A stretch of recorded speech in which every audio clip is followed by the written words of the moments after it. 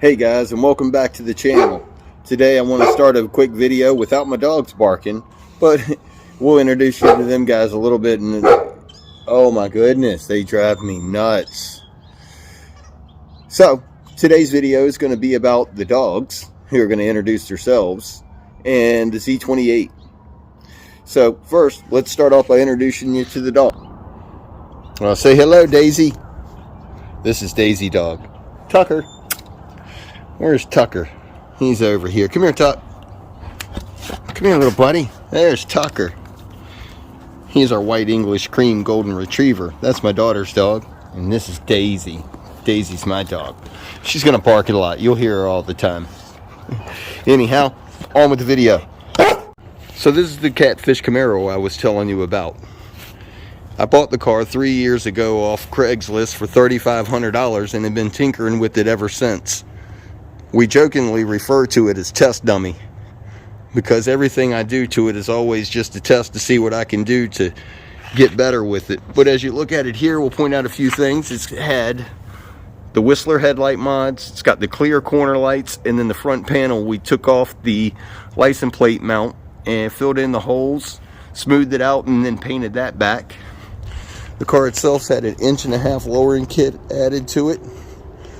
The sail panel is gray right now, but that's primer gray because it took 16 weeks to get the panel in from the time I ordered it, and we painted the car before the panel came in. And then before the panel came in, I also tore my bicep tendon while doing it, so that kind of delayed getting this project finished. The rear panels had the word Camaro cut out, a piece of clear Lexan added to it, and then we smoked it so that it's blacked out and you can't even tell what's been done until you hit the brake light. The brake lights on it have been smoked too. Forgot to mention the color of the car. Tamco custom color, murdered out black. Alright guys, let's move on under the hood.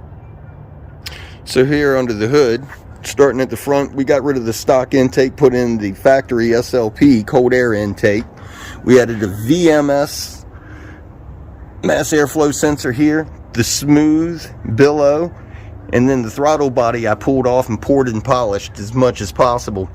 We've added in, it came thrown in the deal with the car, these fuel rails. We've connected them in, ran our lines all through here. We got rid of the 26-pound injectors and put in 31-pound injectors. Down here you'll see I've also added long tube headers. Those are pace setter long tubes. We sent the ECM out and had it flashed for everything that's been done to the car. The only other minor modifications I've done to the stock engine, none really. That's about as stock as it gets. So when we go out there, she's going to be a good stock baseline. You'll notice we also went in here and removed the battery.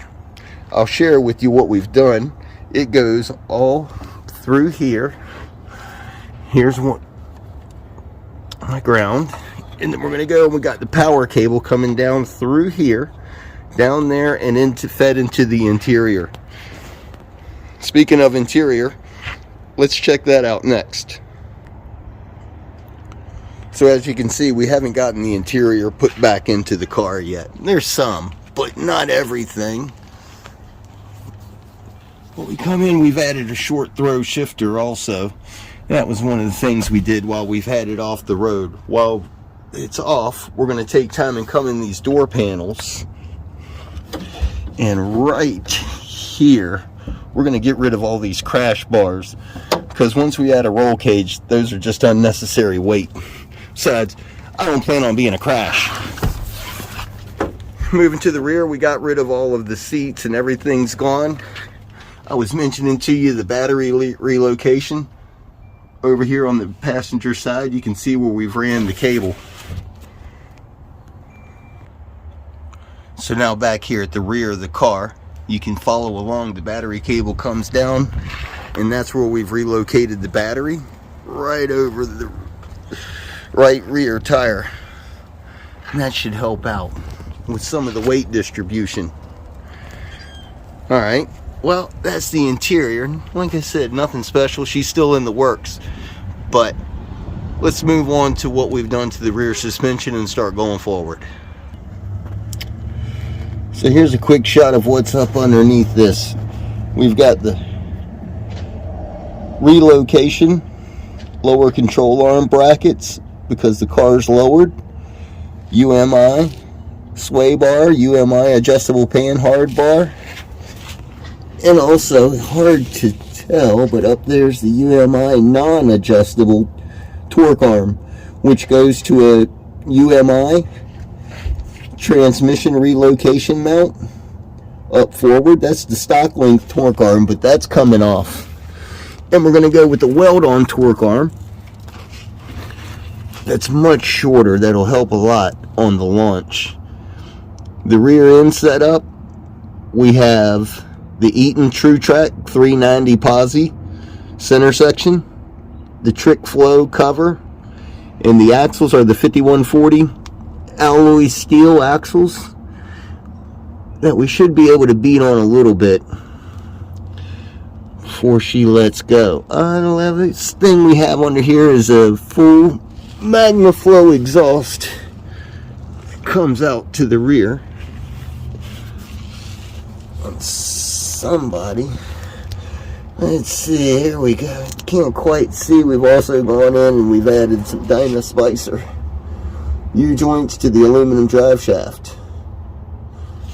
Hard to pick up from here, but you'll notice right here you can see the weld-in subframe connectors that have also been added to the car. So that's the car, guys. Let me know what you think of the name Test Dummy. Or should we go up with some other name? Some of the names we've kicked around since we've been playing with the car, my son and I. We've called it Minimum Wage, Test Dummy, Venom. Test Dummy seems to be the best, because that's what we do the most with it, is just test things out and see what we're going to do to break it. Alright guys, well, enjoyed you stopping in. Thanks for your time. Hope to see you back.